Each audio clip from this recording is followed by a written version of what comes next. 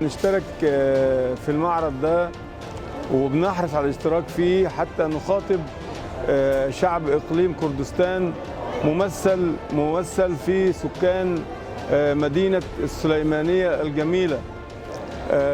معرض ضخم على نطاق دولي مشترك فيه كثير من دول العالم العربي وغير العربي، نوعية كبيرة في إقامة المعارض في إقليم كردستان. مجهود كبير من إدارة معرض السليمانية الدولي للكتاب، نشكر عليه إدارة المعرض شكرا جزيلا على كل ما قدموه من مساعدات للناشرين والزوار على حد سواء، وتوفير كل مستلزمات العناية والرعاية للزائرين والناشرين على حد سواء.